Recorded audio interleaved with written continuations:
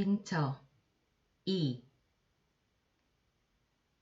장 앞에 초연히 서 있던 아내가 무엇이 생각났는지 고개를 끄덕끄덕하며 들릴 듯 말 듯 모간의 소리로 으흐, 옳지, 참 그날.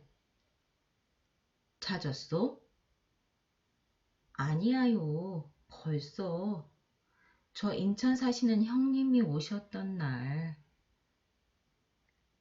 아내가 애써 찾던 그것도 벌써 전당포에 고운 먼지가 앉았구나.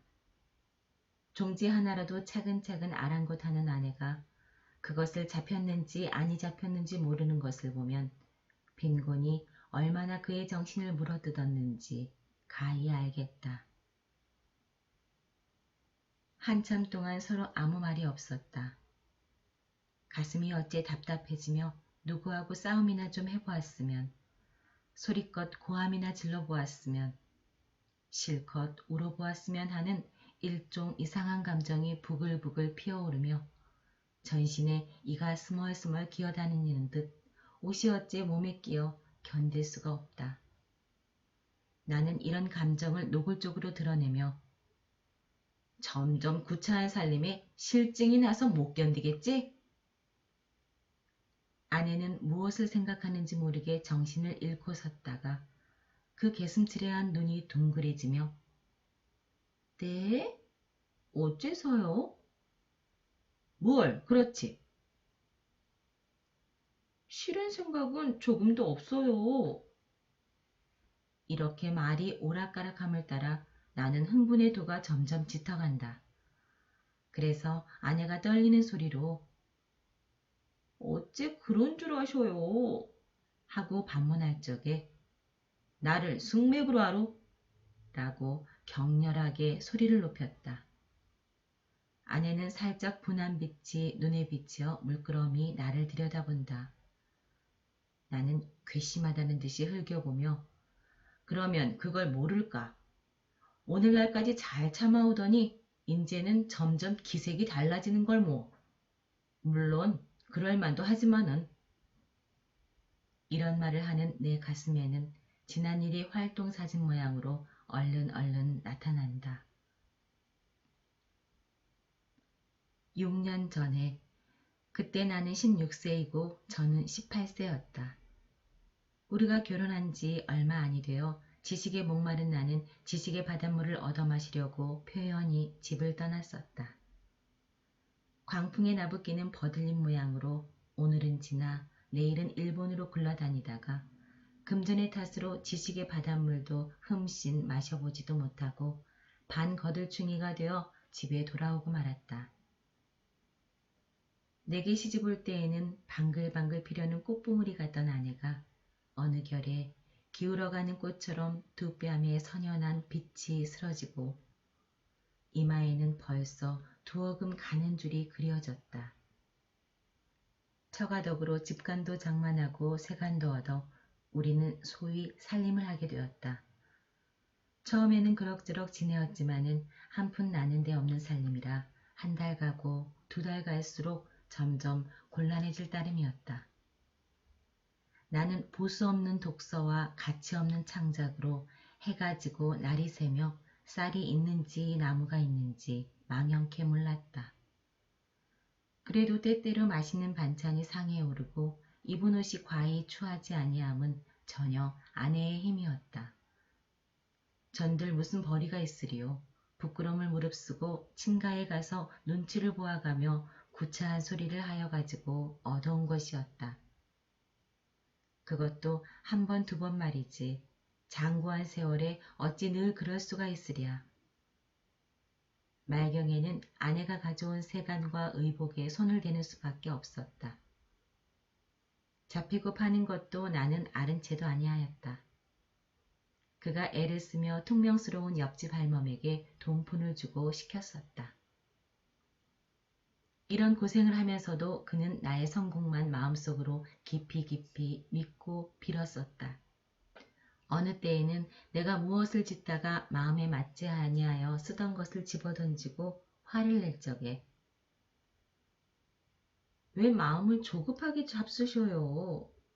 저는 꼭 당신의 이름이 세상에 빛날 날이 있을 줄 믿어요. 우리가 이렇게 고생을 하는 것이 장래에 잘 될 근본이에요.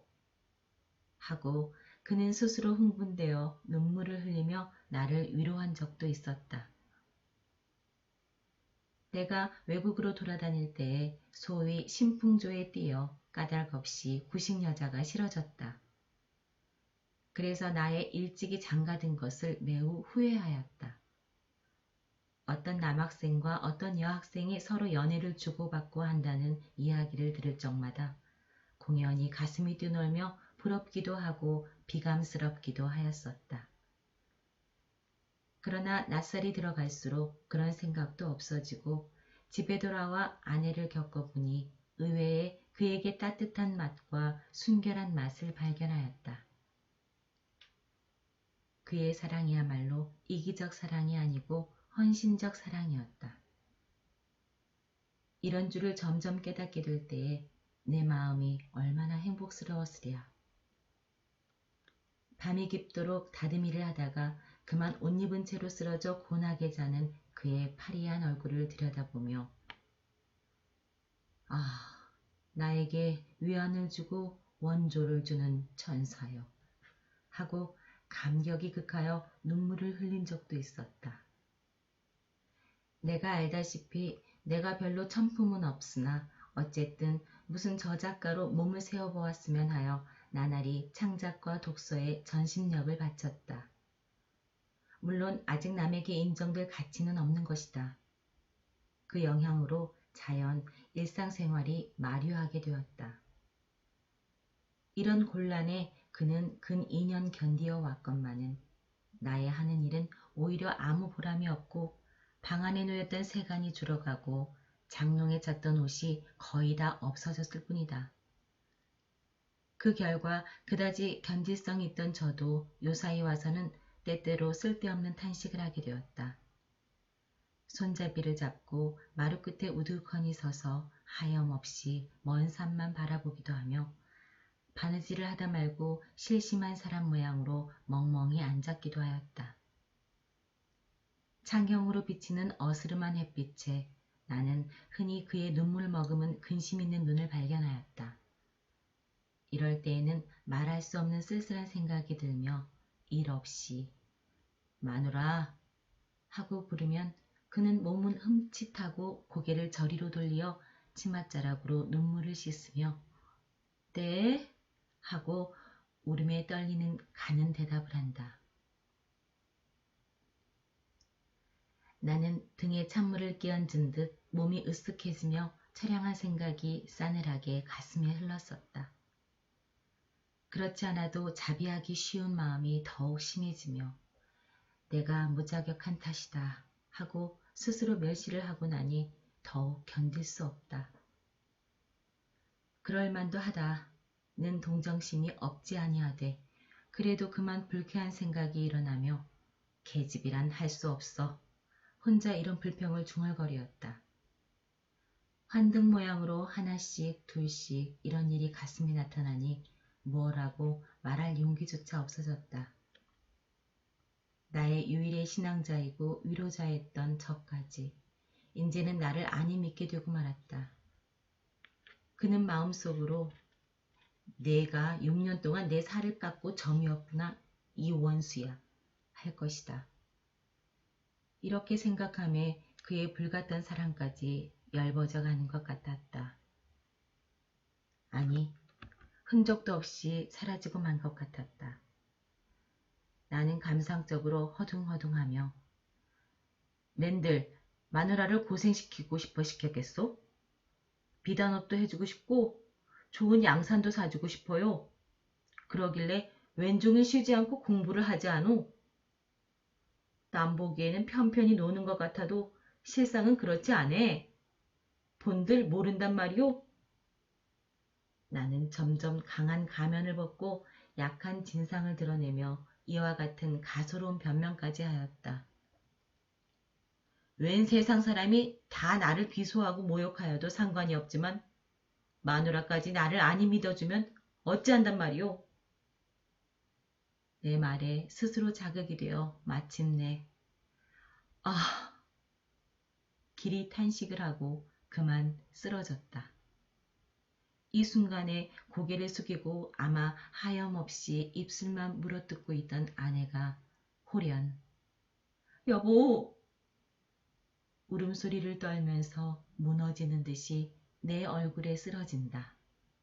용서. 하고는 북받쳐 오르는 울음에 말이 막히고 불덩이 같은 두 뺨이 내 얼굴을 누르며 흑흑 느끼어 온다. 그의 두 눈으로부터 샘솟듯 하는 눈물이 제 뺨과 내 뺨 사이를 따뜻하게 젖어 퍼진다. 내 눈에서도 눈물이 흘러내린다.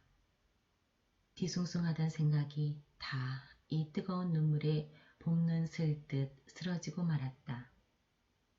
한참 있다가 우리는 눈물을 씻었다. 내 속이 얼마큼 시원한 듯하였다. 용서하여 주셔요. 그렇게 생각하실 줄은 몰랐어요. 이런 말을 하는 아내는 눈물에 불어오른 눈꺼풀을 아픈 듯이 꿈쩍거린다. 암만 구차하기로니 실증이나 날까요? 나는 한 번 먹은 마음이 있는데 가만가만히 변명을 하는 아내의 눈물 흔적이 어룽어룽한 얼굴을 물끄러미 바라보며 겨우 심신이 가뜬하였다.